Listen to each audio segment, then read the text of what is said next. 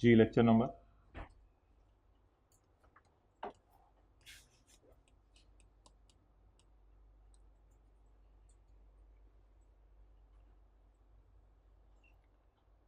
अच्छा जी, alternate dispute resolution committee हमने पढ़ना है, वो निकाल लें चैप्टर 15 में।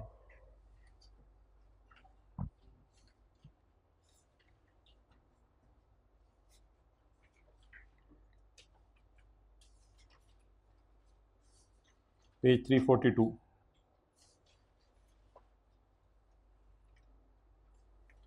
ये ऑल्टरनेट डिस्प्यूट रेजोल्यूशन कमेटी क्या है, इसका कॉन्सेप्ट क्या है, ये इंशाल्लाह भाई हम कर लेते हैं, अभी कर लेते हैं, कोई परेशानी वाली बात नहीं। बच्चों को जरा ले लेंगे। पहले मुझे ये ज़रा देखते हैं कि ऑल्टरनेट डिस्प्यूट रेजोल्यूशन कमेटी में कौन कौन आता है,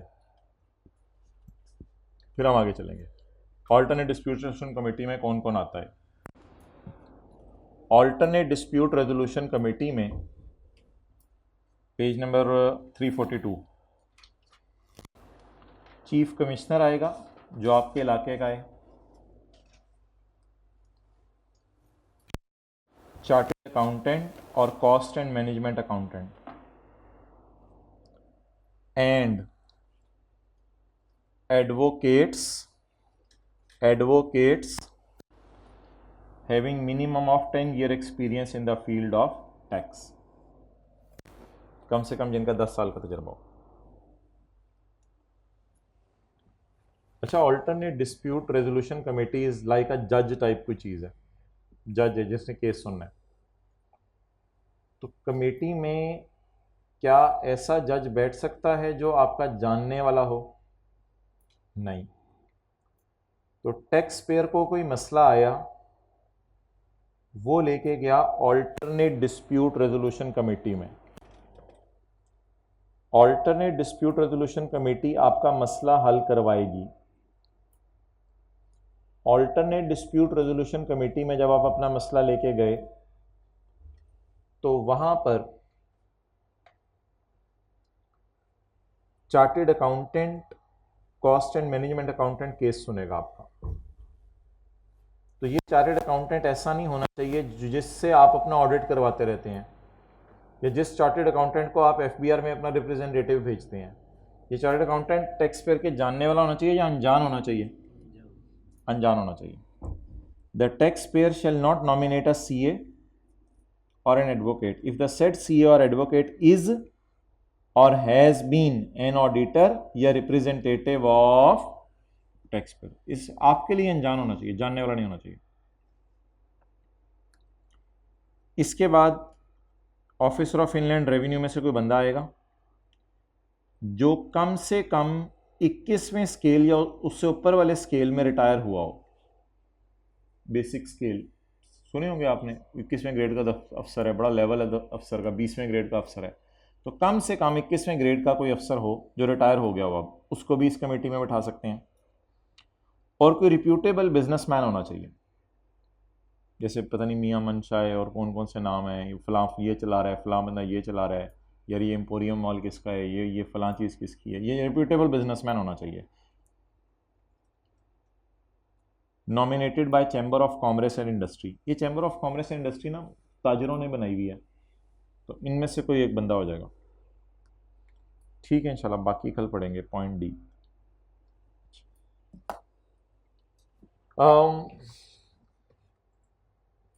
एक कमेटी बनेगी आपका केस सुनने के लिए, जिसमें चीफ कमिश्नर होगा, सीए या एडवोकेट होगा जिसका 10 साल का तजर्बा हो, लेकिन वो नहीं होना चाहिए जो आपका ऑडिटर हो। बाकी दुनिया में 1000 सीए हैं, और कोई सीए ले लें। और इसमें एक बेसिक स्केल 21 के ग्रेड का बंदा होगा कम से कम जो रिटायर हो चुका हो, और कोई मशहूर बिजनेसमैन होगा। इनको बना के एक कमेटी बनाई जाएगी। लेकिन एक बात याद रखिएगा, इनमें से बंदा टैक्स पेयर ने अपनी मर्जी से चुनना है, बंदा टैक्स पेयर अपनी मर्जी से चुनेगा, लेकिन किन लोगों में से चुनेगा वो बोर्ड बताएगा। इसकी एक मिसाल देता हूं। अबू आपको कहें बेटा मैं आपको लेके जाऊंगा इछरे में अंजुम फर्नीचर वाले की दुकान पे, फिर वहां टेबल जो मर्जी आप पसंद कर लेना, वो खरीद लेना। इसका मतलब है आपकी चॉइस तो है, लेकिन अब्बू ने फिर भी लिमिट लगा दी। कैसे? मैं सिर्फ फलां दुकान पे लेके जाऊंगा आपको। भाई इंशाल्लाह 40 पे शुरू होगी क्लास टैक्स की। हाँ हाँ, तो अब्बू ने खुद ही लिमिट लगा दी। आपने अपने बच्चे को कहा बेटा आजो चलें, मैं तुम्हें जो मर्जी पेंसिल ले लेना, लेकिन जाएंगे अपने मोहल्ले के अंदर जो पिछली गली में दुकान है वहां बाल में पेंसिलें ही थोड़ी सी थी, उन्हीं में से वो बेचारा पसंद करेगा। इन बंदों का एक पैनल बनाएगा बोर्ड, उस पैनल में से पसंद आप करेंगे। पसंद कौन करेगा? Tax payer. और पैनल कौन बनाएगा? तो हो सकता है बोर्ड एक पैनल बना ले जिसमें ये वाले सारे बंदे हों। हो सकता है बोर्ड 6-7 सीए, 6-7 कॉस्ट अकाउंटेंट, 6-7 अफसर, 6-7 बिजनेसमैन बता दे आपको यार ये सारे बंदे हैं, इनमें से अब तुम जो मर्जी चूज कर लो। तो लिमिट तो होगी, लिमिट तो होगी। जैसे घर वाले आपको कोई ऑप्शन दें कि भाई ये 4-5 जगह आपका रिश्ता हो सकता है, इनमें से आपने चुनना है, आप छठी जगह यू कांट गो, उन्हीं में से फिर ऑप्शन है आपके पास। अजीब सी। Person to be nominated by tax payer, nominate आपने करना है, लेकिन पैनल कौन बनाएगा? इनका पैनल बोर्ड बना के रख लेगा, उस पैनल में से पिक एंड चूज करने की आपको इजाजत है, उससे बाहर पिक एंड चूज नहीं कर सकते। तो चूज करेंगे आप, लेकिन पैनल कौन बनाएगा? बोर्ड बनाएगा। ये तो जी ऑल्टरनेट डिस्प्यूट रेजोल्यूशन कमेटी की कॉन्स्टिट्यूशन हो गई। अब पूरी थीम क्या है और हम एकदम इधर आ क्यों गए हैं, वो सारी अब हम डिस्कशन करते हैं।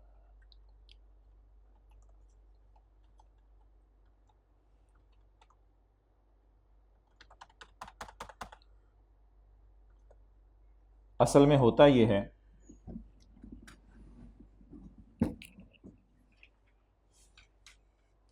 कि टैक्स पेयर, ये हमारी किताब का पेज है ना, पता नहीं 337, होता यह है टैक्स पेयर कोर्ट में जा जाके थक जाता है। कौन कहां जाके थक जाता है? टैक्स पेयर कोर्ट जा जाके थक जाता है। टैक्स पेयर एफबीआर को कहते हैं आके यार ये बड़े लोग हैं, इन लोगों से तो टाइम नहीं है, इनके पास फैसला भी नहीं सुना रहे, बोर्ड ऐसा करो एक कमेटी बना दो। बोर्ड एक कमेटी बनाएगा जिसमें सीए, कॉस्ट अकाउंटेंट्स, ये जज लेवल के बंदे नहीं होते, इतने लर्नेड बंदे इनको ना समझे, जज तो बहुत लर्नेड बंदे होते हैं उधर बैठे हुए। तो सीए और ये 3-4 बिजनेसमैन, कोई 3-4 लोगों को मिलकर ना बोर्ड एक पैनल बना देगा, उस पैनल में से आप बंदे चुन लेंगे। तो बोर्ड आपके कहने पे एक कमेटी बनवा देगा, क्योंकि आप जा जा के थक गए थे कि इनके पास, किसी भी कोर्ट के पास जा जा के थक गए थे। अच्छा, tax payer will apply to board. Tax payer किसको अप्लाई करेगा? बोर्ड को। क्यों? फॉर अपॉइंटिंग अ कमेटी, भाईजान एक कमेटी बना दें for a case that is pending in, किसी कोर्ट में ये केस पहले से क्या होना चाहिए? पेंडिंग होना चाहिए। ये सफा भी है आपकी किताब में, पता नहीं कहां है, जाके ढूंढने जरा। आगे आगे जाएं, आगे जाएं, आगे जहां सुबह वाली क्लास वाला सफा था। अच्छा, कुछ फटा हुआ है मुझे लग रहा है सफा, गुजारा चल रहा है, ठीक है। अच्छा, आउट ऑफ स्कोप ऑफ 134 है, जहां आपका जेल में जाने की डिस्कशन शुरू हो गई है ना, वो केस आप एडीआरसी में नहीं लेके जा सकते। हो सकता है अपने एफबीआर में जाकर कोई बंदा मार दिया हो, तो अब तो आप जेल में ही जाएंगे, आप एडीआरसी के पास नहीं जा सकते। जब आप बोर्ड को बना कहेंगे ना कमेटी बनाओ, तो बोर्ड को जब आप कमेटी बनाने को कहेंगे, बोर्ड ने क्या बनानी है? तो बोर्ड को जब आप कमेटी बनाने को कहेंगे तो बोर्ड को मशवरा भी देंगे, मेरे ख्याल से कमेटी ये फैसला सुना दे क्योंकि मुझे लॉजिकल ये लग रहा है। मशवरा दे दें कमेटी की, आपकी चलेगी तो नहीं ना, मशवरा तो दे दें। Application will accompanied by suggestion of tax pair proposition. अल्हम्दुलिल्लाह बोर्ड 45 दिनों में आपको कमेटी बना के दे देगा। 45 दिनों में सीए शीए ढूंढ ढांड के बोर्ड कहेगा चलो जी कमेटी बन गई है। अब आप इधर से रिलैक्स हो गए, बोर्ड से आपने कमेटी बनवा ली, अब आप जाएं जज साहब के पास जिनसे थक के आए हैं, सर आपकी मेहरबानी, अब मैं चाहता हूं कि आप हमारा केस विड्रॉ कर दें, हम थक गए आपके पास आके। बड़े अदब से कहना है आपने, ये तो मैं बड़े अजीब तरीके से कह रहा हूं, सर प्लीज हम थक गए आपके पास आके, प्लीज आप ना हमारा केस विड्रॉ करें और हमें ऑर्डर ऑफ विड्रॉल दें कि आपका केस विड्रॉ हो गया और हम नहीं अब आपसे चाहते मसला हल करवाना। आफ्टर कॉन्स्टिट्यूशन क्या बन चुकी है? टीपी और कॉमी और बोथ। आप चले जाएं कोर्ट, कमिश्नर चला जाए कोर्ट, जो मर्जी चला जाए, दोनों चले जाएं, कोई मसला नहीं। टीपी और कॉमी और both shall withdraw appeal pending in court. Court में जाएं, कोर्ट से जाके अपील को विड्रॉ कर लें। ऑर्डर ऑफ विड्रॉल किसने पास किया होगा? कोर्ट ने, जज ने, हाई कोर्ट ने। ऑर्डर ऑफ विड्रॉल कम्युनिकेट कर दें बोर्ड को 75 दिनों में। दोबारा आए बोर्ड के पास, बोर्ड को कहें आपने कमेटी बना दी थी मेरे लिए, बहुत अच्छा, मैं इधर गया हूं, मुझे उन्होंने फैसला सुना दिया है, ऑर्डर विड्रॉ कर दिया है, तो बोर्ड प्लीज़ मैं आपको बता रहा हूं, बोर्ड को 75 दिनों में आप कभी भी जाके बता दें, आपको टाइम लगे कि यार ये मैंने ना इधर से विड्रॉ कर लिया है, अब कमेटी को थोड़ा फोन करो, बंदे आए और काम शुरू करें वो अपना। आप बोर्ड को बताएं 75 दिनों में कि ये विड्रॉ हो गया केस, बोर्ड खुश हो जाएगा, चलो ठीक है यार अब हम ही देखते हैं इसको। Order of withdrawal is communicated to board within 75 days. ओए आप भूल गए, आप बोर्ड को बताना भूल गए कि मैं कोर्ट से ऑर्डर विड्रॉ कर लिया, अब कुछ भी नहीं हो सकता। बोर्ड कहेगा तू बड़ा फन्ने खां, कमेटी तोड़ के फेंक दी जाएगी। बोर्ड कहेगा कमेटी बस फारिग है, जाए अब आप कोर्ट में ही वापस जाएं, कमेटी टूट गई है, खत्म बात। आप इतने सुस्त बंदे हैं। लेकिन ऐसा भी तो सकता है order of withdrawal is communicated to board within 75 days. आप 75 दिनों में बोर्ड को बता दें। अब तो मेरे ख्याल से कमेटी आगे बढ़ेगी और केस सुने। Committee decided the case in 120 days. ओ कमेटी ने केस 120 डेज में डिसाइड नहीं किया। कमेटी बेचारी, केस बड़ा टेक्निकल था, कमेटी नहीं डिसाइड कर सकी, कमेटी को तोड़ दें। Board will dissolve the committee and the matter will be treated as pending and decided by the relevant court. ये मेरे ख्याल से विद इन 6 मंथ्स मैंने कटवाना है क्योंकि ये कहीं लिखा नहीं हुआ, लेकिन अगली क्लास में देखूंगा, मैं सही तरह भी देख नहीं सका। Board will dissolve committee and the matter will be treated as pending and decided by court. अब मैटर कौन डिसाइड करेगा? बस अब कमेटी टूट गई है, खत्म हो गया। रेलिवेंट कोर्ट जहां पे से आप होके आए हैं, हाई कोर्ट थे तो हाई कोर्ट ही वापस जाएं, हाँ जहां पहले थे। डेजोल्यूशन ऑर्डर आ गया, कमेटी ने कहा मैं बस खत्म। Shall be communicated by board to court and by board to commissioner. Board committee तोड़ेगा, बोर्ड को बताएगा, वो कोर्ट को बताएगा मैंने कमेटी तोड़ दी, और कमिश्नर को बताएगा मैंने कमेटी तोड़ दी। कौन बताएगा? और टैक्स पेयर भी बताएगा to courts. Tax payer court को बताएगा सर कमेटी तोड़ दी हमने, और टैक्स पेयर कमिश्नर को भी बताएगा कमेटी टूट गई है। यहां गलती सही कर लें, tax payer to court and commissioner, tax payer to court and commissioner. अच्छा, पहले कोर्ट और कमिश्नर को कौन बताएगा? बोर्ड। फिर कोर्ट और कमिश्नर को कौन बताएगा? Tax payer.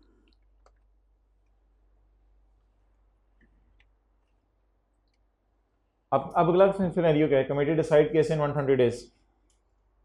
सोचें क्या आगे का लिखा होगा? Yes, excellent. Committee decided the case in 120 days, yes.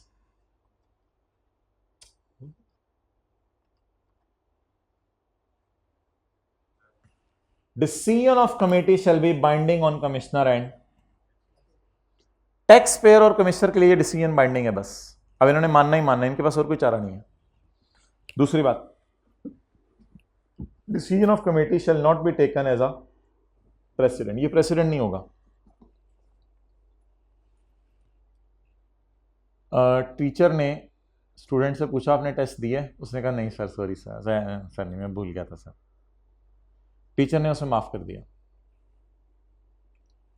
इस बात को प्रेसिडेंट नहीं बनाना, यानी हर बच्चा क्लास में बैठा हुआ ये ना ज्यूम करे कि अगली दफा जब मैं टेस्ट छोड़ूंगा तो मुझे भी, हर बच्चा ये ना सोच। और आप भी याद रखें, आपने भी ये नहीं सोचना कि अगला टेस्ट में छोड़ूंगा तो मुझे भी छोड़ दिया जाएगा। तो शायद कि एक दफा बोर्ड को रहम आया आप पे, तो इस केस को आप प्रेसिडेंट ना बनाएं। प्रेसिडेंट लफ्ज सुना हुआ है कभी? नहीं सुना हुआ? प्रेसिडेंट का मतलब यानी जगह जगह इसको कोट ना करें आप, जगह जगह लोगों को बताते ना फिरें। उर्दू में क्या लफ्ज होना चाहिए प्रेसिडेंट के लिए? यानी इसको एक आदत ना बनाए, रस्म ना बनाए, या सबको बताते ना फिरें। भाई क्या लफ्ज है प्रेसिडेंट के लिए उर्दू में? हाँ नॉम, इसको नॉम ना बनाए, हर एक को बताते ना फिर। उर्दू में कुछ ऐसा लफ्ज होना चाहिए इसके लिए वैसे। अच्छा, हुज्जत ना बनाए इसको हर केस के लिए, या दलील ना बनाए इसको हर केस के लिए। बस आपको ही बेस्ट बेनिफिट मिला, खत्म होगी बात। अब आप एग्रीड पर्सन टैक्स पे करेगा और बस छुट्टी तेरी मेरी कुट्टी। The agreed person will pay the tax as decided by committee. देखिए मैं अपने किए पे कैसे पानी फेरने लगा हूं सब कुछ। ओहो, पहले वापस चलाएं, पहले हमने ये किया, आप देखें क्या होने लगा। अच्छा चले आप पढ़ें। भाई तू अटेंटिव हो गया, डी ट्रैक हो रहा है। टैक्स पेयर बोर्ड को क्या कहेगा? कमेटी बनाओ, कमेटी बनाओ, कमेटी बनाओ। अगर केस कहां पेंडिंग है, टैक्स पेयर अपना मशवरा भी दे देगा, ये फैसला सुनाओ। अच्छा यहां भी टच करने से आ रहा है सिस्टम है यार। 45 दिनों के अंदर बोर्ड क्या करेगा? कमेटी बनाएगा। आपने और कमिश्नर ने, या दोनों ने, या अकेले अकेले बोर्ड के पास जाना है और बोर्ड से अपील को विड्रॉ कर लेना है। बोर्ड यार ये एक अजीब सी बात है, बीच में ऐसे ही आई हुई है, मुझे तो वैसे ये इसकी जरूरत नहीं लगती, बस ठीक है आई हुई है बीच में, कि अब आप बोर्ड ने जो विड्रॉ कर दिया ऑर्डर, वो आप जाके, सॉरी कोर्ट ने जो ऑर्डर ऑफ विड्रॉल दिया है वो आप जाके किसको बताएं? अगर आप बोर्ड को बताना भूल गए तो कमेटी, और अगर आपने बोर्ड को बता दिया तो फिर कमेटी ने डिसाइड कर दिया केस 120 दिन में। कमेटी भूल गई केस डिसाइड करना, अब क्या करें? कमेटी को तोड़ दें, और मैटर अब कौन डिसाइड करेगा? Relevant court. अब डेजोल्यूशन ऑर्डर नाम इसका बनेगा। डेजोल्यूशन ऑर्डर किस किस को बता दें? बोर्ड बता दे, कोर्ट को, और टैक्स पेयर भी बता दे, कोर्ट को। और अगर कमेटी फैसला सुना दे 120 दिनों में, तो याद है क्या करना था? दो बातें लिखी थी।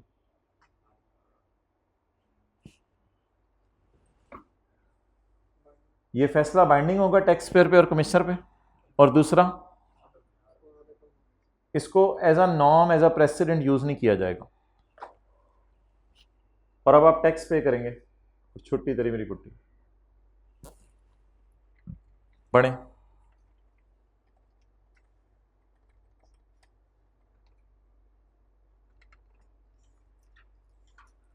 अच्छा मैंने रेफरेंसेस दिए हैं, आपने देखा होगा 1 2 3 तो सारे रेफरेंसेस दिए हैं। 1 point, agreed person will apply to board. सबसे पहले आप किसके दरबार में जाएं? बोर्ड के पास जाएं। तो बोर्ड के पास जब आप जाएंगे तो agreed person may apply to board for appointment of committee. आप बोर्ड के पास जाएं और जाके कहें यार कमेटी बना दो to resolve a dispute of tax liability of 100 million or more, और एडमिसिबिलिटी ऑफ रिफंड, रिफंड आपने वापस लेना है, या आपने कोई डिफॉल्ट सरचार्ज या पेनल्टी माफ करवानी है, या कोई भी और बेनिफिट लेना है, रिलीफ होता है benefit. The case should already be in litigation in any court. Case already क्या होना चाहिए? किसी कोर्ट में लटक रहा हो पहले से।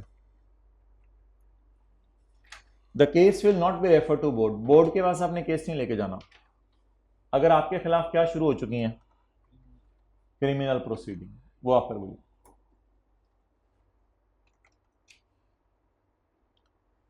Application by tax pair shall be accompanied by initial मशवरा from which he cannot reverse later on. आपने बाद में रिवर्स नहीं होना अपने फैसले से, आपने कहना है मेरा ये राय ये हो जाए, और हो जाए तो फिर मैं खुश हूं.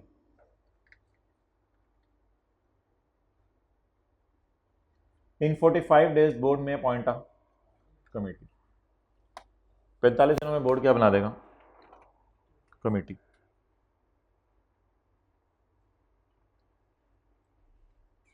जब कमेटी बन जाएगी तो एग्रीव्ड पर्सन या कमिश्नर या दोनों, जब कमेटी बन जाएगी तो एग्रीव्ड पर्सन या कमिश्नर या दोनों विड्रॉ करेंगे अपील. कहां जाके?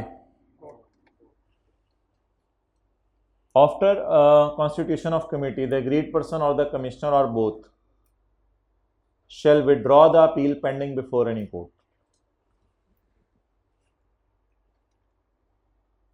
कमेटी अपना काम शुरू करेगी when the order of withdrawal by court is communicated to board. Committee अपना काम कब शुरू करेगी? जब आप बोर्ड को जाके बता दें कि मैं कोर्ट से ऑर्डर क्या कर आया हूं, विड्रॉ कर आया हूं. कमेटी अपना काम शुरू कर देगी. इसके बाद if withdrawal order is not communicated in 75 days,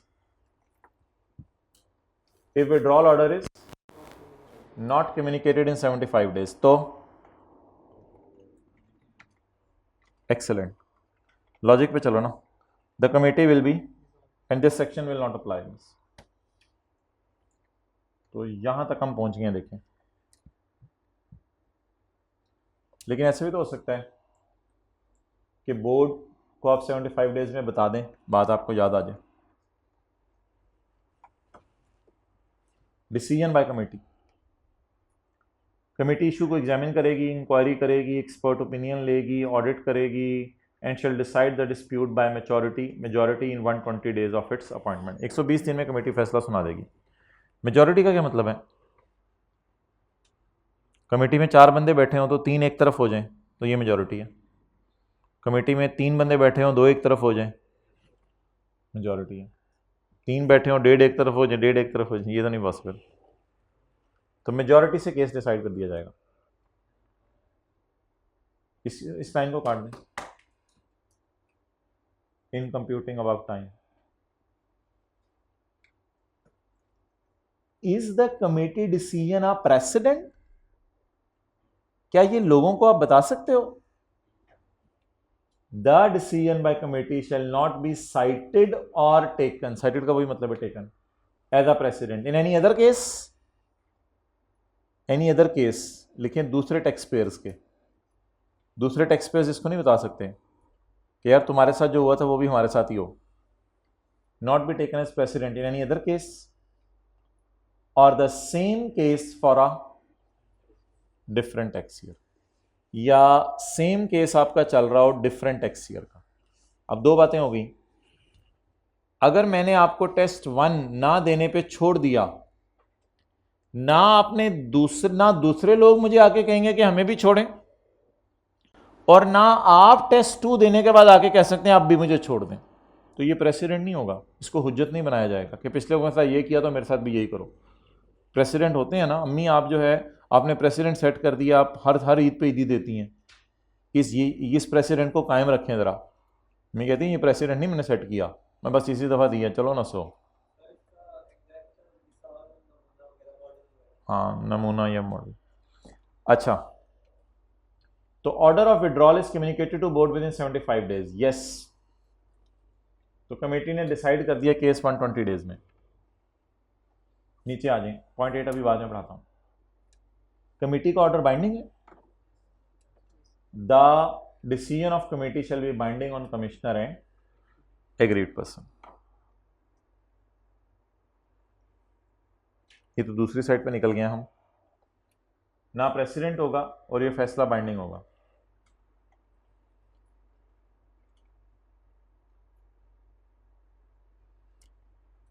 अगर कमेटी केस डिसाइड नहीं करती, पॉइंट 10, इधर आके बताएं क्या करें. अगर कमेटी केस डिसाइड नहीं करती, board will dissolve the committee. board shall communicate the dissolution order, sorry, if committee fails to decide within 1 minute, the board shall dissolve the committee and the matter shall be decided by relevant court. Now it will be assumed that appeal was, आप उधर ही रुलते रहे बस. Communication of dissolution order,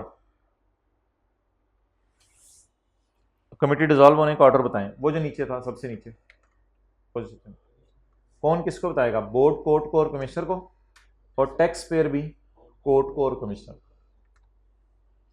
the board shall communicate resolution order to court and commissioner and agreed person shall communicate resolution order to court and commissioner. The agreed person may pay tax as decided by committee. The agreed person may pay tax as decided by committee. ये सबसे नीचे.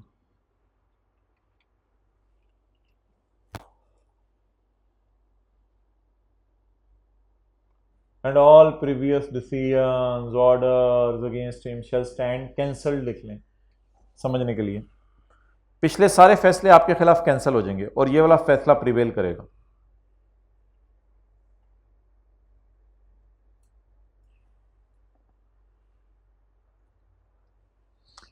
अगली बात तो मैंने नहीं लिखी क्योंकि जगह कम थी उधर.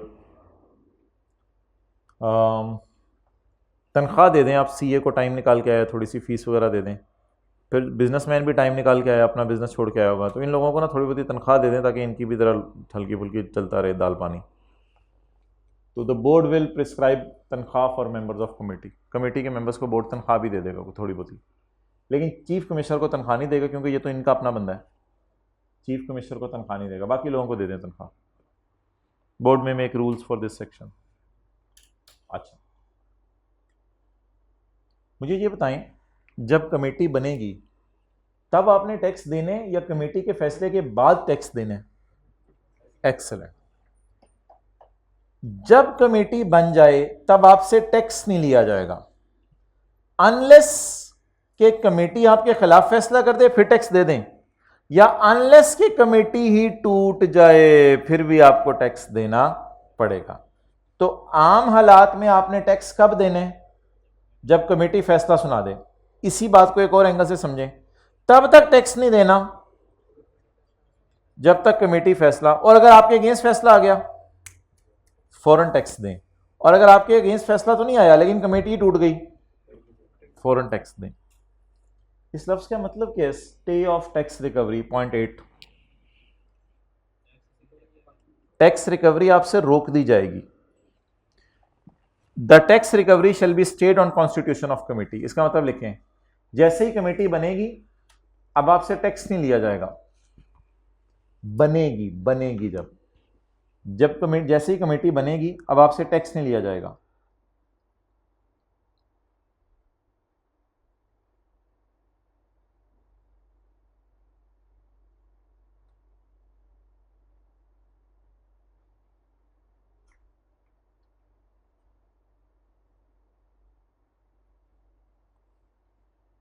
लेकिन वैसे कब टैक्स देना पड़ सकता है अनलकीली?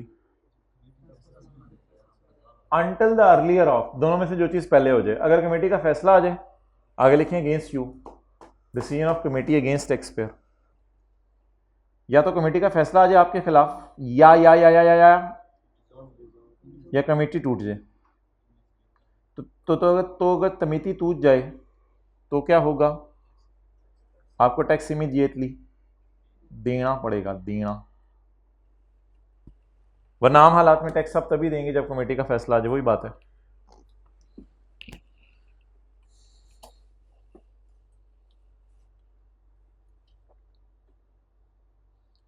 पेज 284.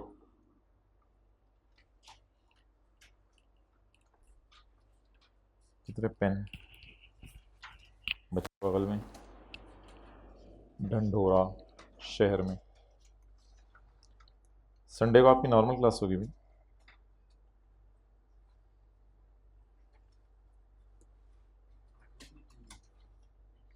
कल है जूम मीटिंग 10 बजे.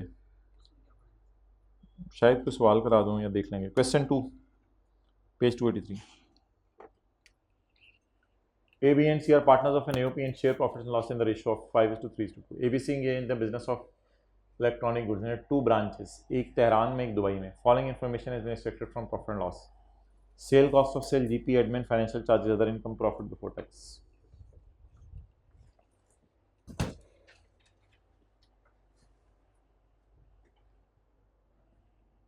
नोट नहीं करना, बस समझे. Income from ji profit,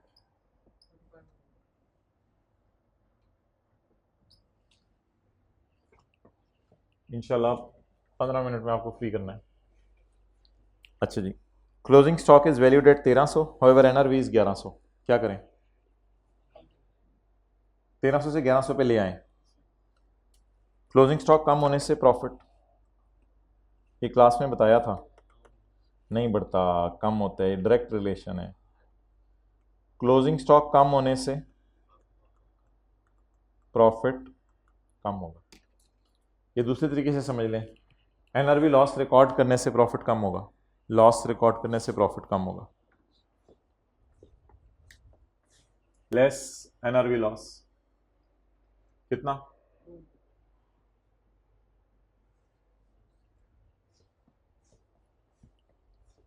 partnership firm अपने पार्टनर्स को ये पेमेंट्स नहीं कर सकती, ये सारी नॉट अलाउड है. एक पार्टनर को कुछ दे दिया, दूसरे पार्टनर को अवार्ड दे दिया, तीसरे पार्टनर का कोई जाती लोन पे कर दिया, सब फारग है, सारे पार्टनर्स को बेनिफिट है. ऐड बैक कर दें. पार्टनर ए को क्या दिया? कमीशन. पार्टनर बी को अवार्ड दिया. पार्टनर सी को बेनिफिट दिया. क्या बेनिफिट दिया? उसका लोन वापस कर दिया.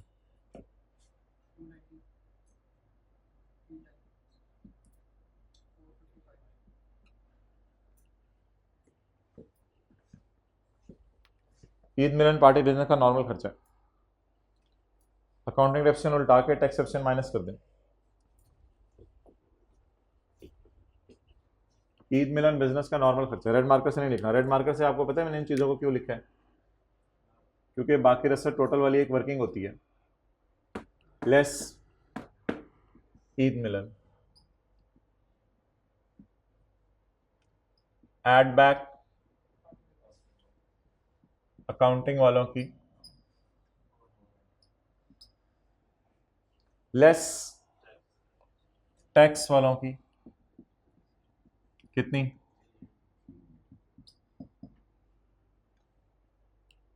बस इस एडजस्टमेंट के लिए आपको बुलाया था. टैक्स वालों डिडक्शन माइनस नहीं करनी, वो एंड पे माइनस करेंगे. पहले पुराने साल के लॉसेस माइनस करेंगे. आज पहली दफा एडजस्टमेंट आई ना इस सवाल में, मैं क्या करूं अब? पहले पुराने सालों के लॉसेस माइनस करेंगे, फिर टैक्स एक्सेप्शन माइनस करेंगे. बल्कि इस साल की डिडक्शन सबसे एंड पे माइनस होगी. पहले वाले सवालों में पुराने साल के लॉस ही नहीं होते थे. लॉस के चैप्टर पढ़े पढ़े अभी हमें 10-12 दिन हुए शुरू हुए. पहले वाले सवालों में पुराने साल के लॉसेज ही नहीं होते थे, इसलिए हम अकाउंटिंग एक्सेप्शन ऐड करके फ़ौरन टैक्स एक्सेप्शन माइनस कर देते थे. तो वो तो पुराने वाले सवालों में करते थे. आज पुराने साल का लॉस भी अवेलेबल है, और अगर गलती से हम यहाँ लिख भी देंगे लेस, बाद में काट देंगे इधर. क्योंकि अगर मैंने लेस कर दी टैक्स डेप्रिसिएशन तो ये प्रॉफिट आ जाएगा आफ्टर वाला. मुझे आफ्टर चाहिए ही नहीं होता. अकाउंटिंग डेप्रिसिएशन ऐड करनी है, ये तो नापाक सी चीज़ पड़ी हुई है हमारे प्रॉफिट में. इसको तो अकाउंटिंग डेप्रिसिएशन तो जान छुड़ाएं. सारी डिस्कशन हमारी किसकी होनी है? टैक्स वालों की डेप्रिसिएशन. अच्छा जी. अदर इनकम में पड़ा है इंटरेस्ट इनकम 4.5 लाख की, अर्नड है, रिसीव्ड नहीं है, यानी नेट नोट नहीं हुई भी किसी चीज से. अदर इनकम इंटरेस्ट इनकम पड़ी है 4.5 लाख की. बैंक से अगर आपको इंटरेस्ट मिले और 5 मिलियन से कम हो तो लिख दें फाइनल टैक्स रिजीम है. ये याद है 10 उसमें बड़ा सा. बैंक से इंटरेस्ट मिले और 5 मिलियन से कम हो तो ये कौन सी इनकम है? Final tax regime. बैंक ने इस पर टैक्स काटा है 45,000. वैसे 10% टैक्स कटना नहीं चाहिए था, रेट इसका 15% है. चलें कोई नहीं, देख लेंगे उसको. फिलहाल earned call time, earned call time जो इंक्लूड है उसे उल्टा दें. लेस इंटरेस्ट इनकम रिक्लासिफाई कर दें.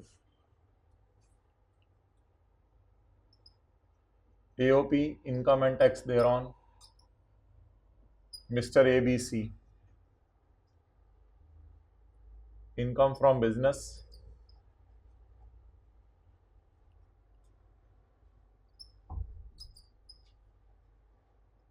income from other source, interest income, final tax regime। अल्लाह का शुक्र है ये कट कटा के रिसीव्ड नहीं है, ये ऑलरेडी अर्नड है, पूरी है, तो बस इसको फिर जितना निकाला है उतना ही ऐड कर दें, बाकी इसका टैक्स एंड पे देख लेंगे। तो 3 लाख नहीं हमने यूज किया और ये 45,000 नहीं यूज किया। फर्दर इंफॉर्मेशन, द असेस्ड, यानी हमने रिटर्न जमा कराई होगी, वो एज्यूम्ड असेसमेंट ऑर्डर बन गया होगा। The assessed business loss of 13 हो 19 का साल है हमारा, आखिरी साल है लॉस माइनस होने का। 14, 15, 16, 17, 18, 19 इस साल माइनस होगा इंशाल्लाह। पुराना लॉस है 2013 का, 2013 के साल का, हमारे साल में मौजूद है अभी तक 830। इसमें डेप्रिसिएशन पड़ी है, अनअब्जॉर्ब के लफ्ज को छोड़ा करें मैंने, कोई जरूरी नहीं है, इसमें डेप्रिसिएशन पड़ी है। ये लॉस फिर आपको कौन सा लग रहा है, आफ्टर डेप्रिसिएशन लग रहा है, बिफोर डेप्रिसिएशन लग रहा है? इसमें डेप्रिसिएशन पड़ी है आफ्टर डेप्रिसिएशन, ये बस टेक्निकल थी बात, ये आफ्टर डेप्रिसिएशन है। कैसे, मैं आपके सामने एक डायग्राम लाने की कोशिश करता हूं। लॉस कितना है, इस तक पहुंचते हुए टैक्स वालों की डेप्रिसिएशन कहता है क्या हो चुकी है, इट इंक्लूड टैक्स वालों की डेप्रिसिएशन। इंक्लूड का लफ्ज़ थोड़ा सा कंफ्यूजिंग है, लेकिन मतलब लिखें 830 तक पहुंचते हुए डेप्रिसिएशन माइनस हो चुकी है, 830 तक पहुंचते हुए डेप्रिसिएशन माइनस हो चुकी है।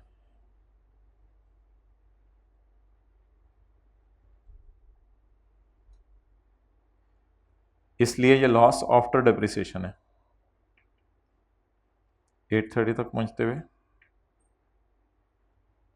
इसलिए ये लॉस आफ्टर डेप्रिसिएशन।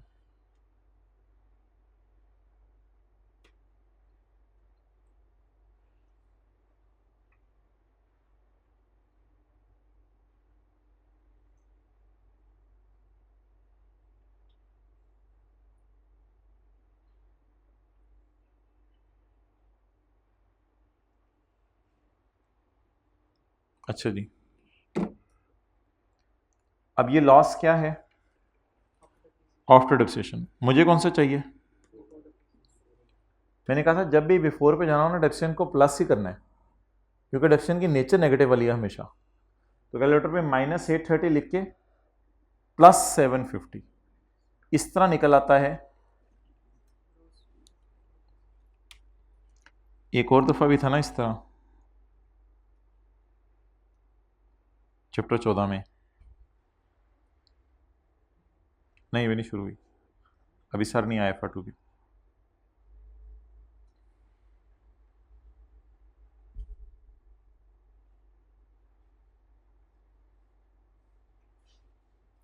ये देखना है क्लास में, ये भी तो था, लॉस आफ्टर डेप्रिसिएशन था 50, तो -50 +30 करके हमने किया था, बिल्कुल उसी तरह का सवाल है। कौन सा चैप्टर, चैप्टर 12। ये लॉस है आफ्टर डेप्रिसिएशन, मुझे कौन सा लॉस चाहिए,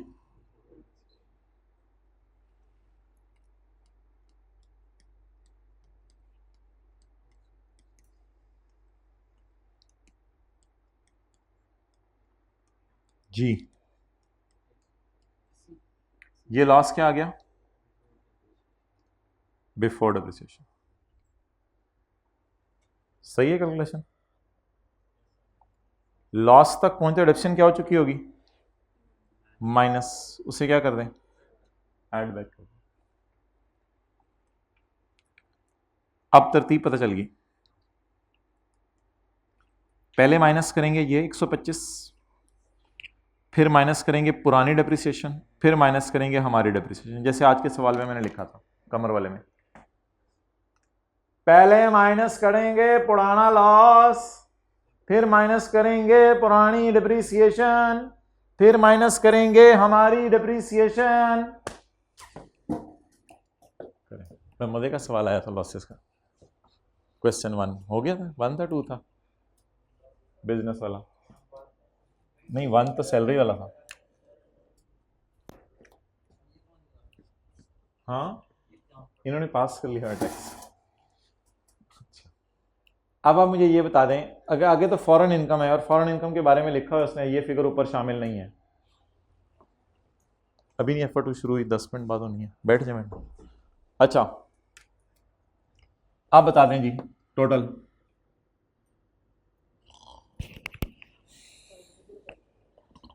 एक और गवाही आए, मेरा नहीं ख्याल 5005 है, दूसरी क्लास ने ये तो नहीं निकाला था, देखें देख लें कर लें, फिर मंगवाऊँ कैलकुलेटर, क्या आ रहा है जवाब?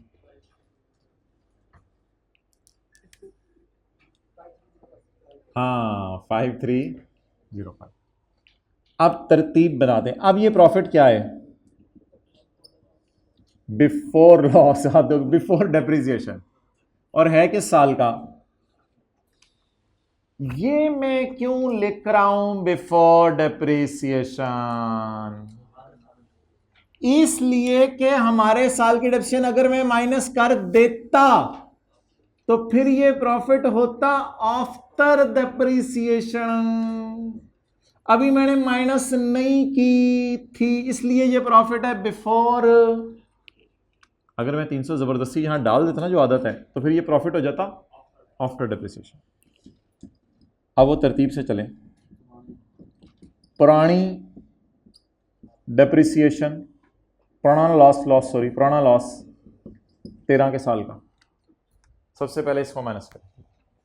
लॉर कसूर मियाँ वाले गुजरा वाला 125 को लिया है। कौन सा?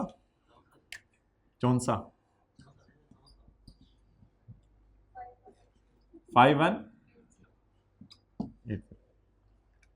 अब क्या माइनस करूं? पुरानी डेप्रिसिएशन। पहले पुरानों को फारिग करें ना। ब्रॉट फॉरवर्ड टैक्स डेप्रिसिएशन, लॉर कसूर मियाँ वाली लॉर अलाई पिशावर, पुरानी डेप्रिसिएशन।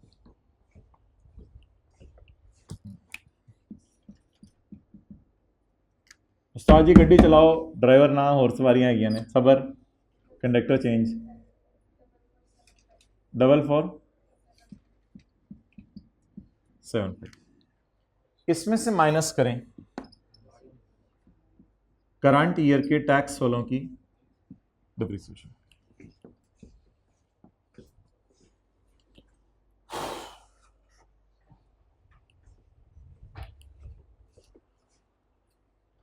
बंद कर दिया आप लोगों ने वो? हैं? खोल दो यार दरवाजा, अगर कोई आ रहा है उधर से। अच्छा खोलो।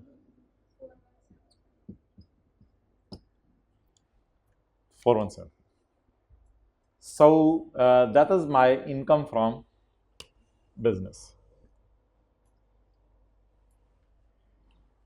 407।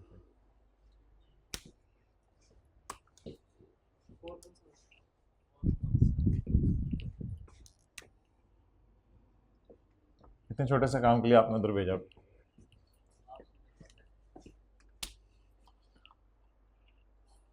फॉरेन इनकम 31 दिसंबर 18 का मतलब है स्पेशल टैक्स ईयर 19 ही चल रहा है हमारा। दुबई ब्रांच में प्रॉफिट आया 15 लाख का, तेहरान ब्रांच में लॉस आया 18 लाख का, और ऊपर वाले प्रॉफिट एंड लॉस में नहीं पड़ा। अगर पड़ा होता तो उल्टाना पड़ता, क्योंकि ये फॉरेन इनकम्स हैं। मुझे बताएं फॉरेन हेड्स कितने हैं? 6। Salary, business, speculation business, non speculation, capital gain, other source और इनकम फ्रॉम प्रॉपर्टी। एमएफए खत्म होगी क्लास? खत्म होगी, ठीक है। तो 45 नहीं, मैसेज पे क्या लिखा हुआ था? 40 पे। तो बता दें कितने हैं?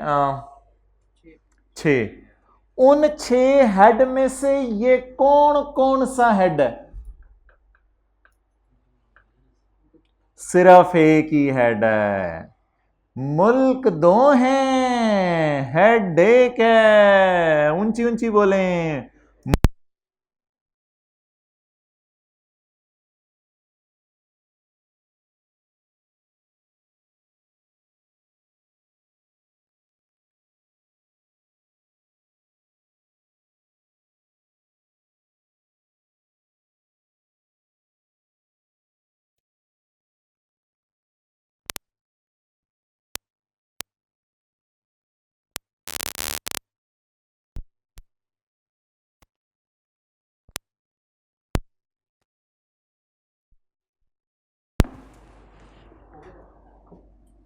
मुल्क दो मुल्क दो हैं, हेड एक है। अब डाटा को सिंप्लीफाई कर लें, डाटा को सिंप्लीफाई कर लें, जैसे पेरिस और बर्लिन को किया था ना, ऐसे तेहरान और दुबई को। Working number 2, income from foreign source income, non speculation. जी 1800, 1500, 300, कोई फिक्रा बोलो 300 के साथ। नहीं आ रहे हैं, किसी और को आ रहा हो?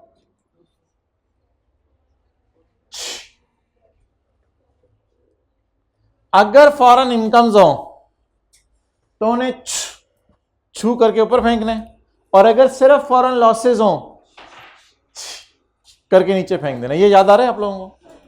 अगर फॉरेन इनकम्स हो तो उनको प्लस करना है, और अगर फॉरेन लॉसेज हो तो हेड का नाम देखे बगैर उसको नीचे फेंक देना। Carry forward, income from business, non speculation, foreign source income का लॉस कितना? 300। इसे कैरी फॉरवर्ड कर लें। याद आ रहा है? करने दें उनको सी। अच्छा जी, डन। अब मुझे बता दें, ये थी मेरी पाकिस्तान सोर्स इनकम अलिफ, और ये आ गई मेरी फॉरेन सोर्स इनकम। कितनी? क्यों क्यों क्यों क्यों? लॉस है ना, तो लॉस, फॉरेन लॉस पाकिस्तान की इनकम में से तो माइनस नहीं होगा ना। ये ऐसा तो कोई कॉन्सेप्ट नहीं हमने पढ़ा हुआ। डन। अच्छा जी, total income 4625, less interest income 450, minus कर दें इंटरेस्ट इनकम कितनी? 450। अब्दुल्ला को कहीं के बाहर वेट कराएं अभी सबको। आप लोग बैठ जाएं, बैठे बैठे बैठे जल्दी बैठे। अच्छा, तो दरवाजा खुल रहा है बार बार उसको।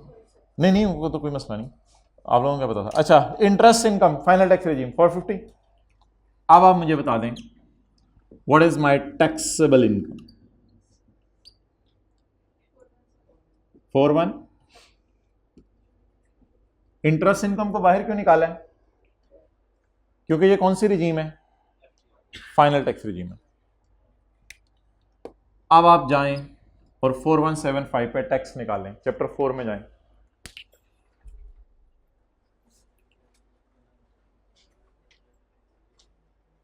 चैप्टर 4 में जाएं और टैक्स निकालें।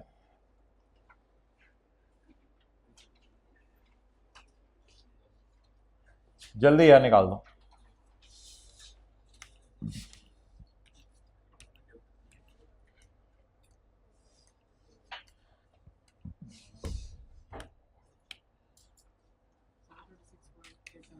सेवन 37 कर लेते कि कहाँ जाके निकाला है? चैप्टर 4 में, टेबल नंबर 1। और किसने निकाला तो हाथ खड़ा कर दें। नहीं, चलो शरीफ बंदा रिलाई कर लेते हैं।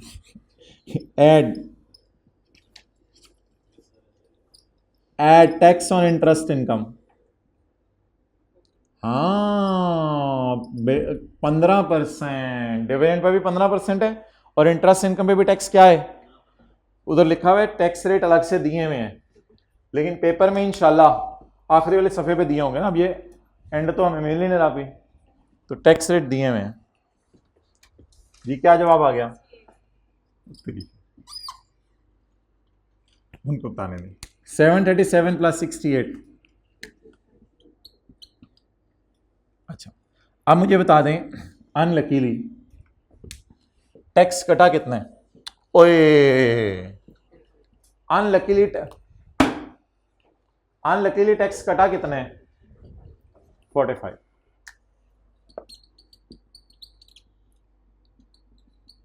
Payable to government 760।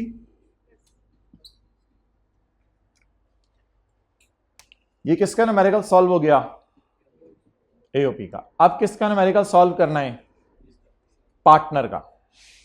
एक वर्किंग होती है मेरे भाई, वो पार्टनर के न्यूमेरिकल के लिए होती है या एओपी के न्यूमेरिकल के लिए होती है? पार्टनर के न्यूमेरिकल के लिए। वो किसी को वर्किंग याद है?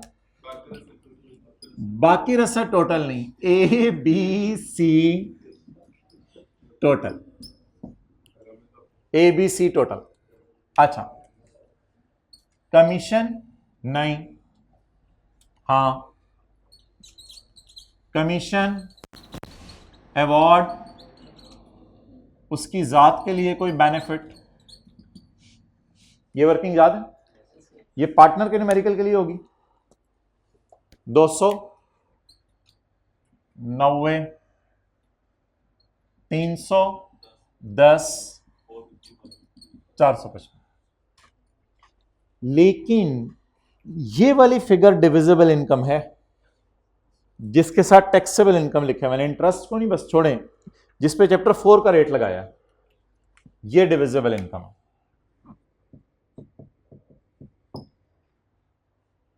4175 में से कितना आप दे दें इसको? 290, इसको, इसको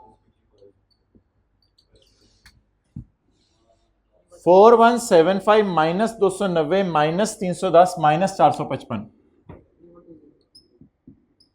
3120। याद आ रही है थोड़ी थोड़ी अब कैलकुलेशन? 3120 पार्टनर ए बी और सी को देना है। 3120 किसको देने? पार्टनर ए बी और सी को। इसमें से मैं सिर्फ पार्टनर ए को दे रहा हूं इंटू 5/10 करके, 5 जमा 3 जमा 2 10, 5/10 करके मैं सिर्फ किस पार्टनर को दे रहा हूं? ए को। 3120 इंटू 5/10, 156,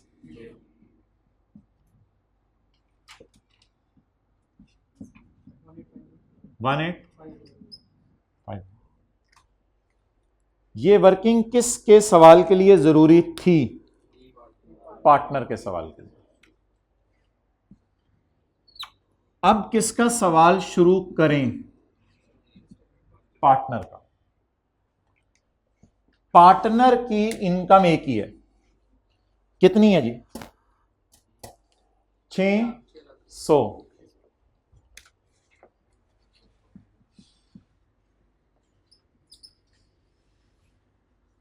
यही मेरी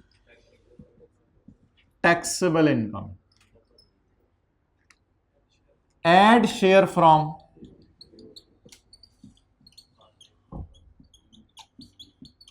एड शेयर फ्रॉम एओबी 1850।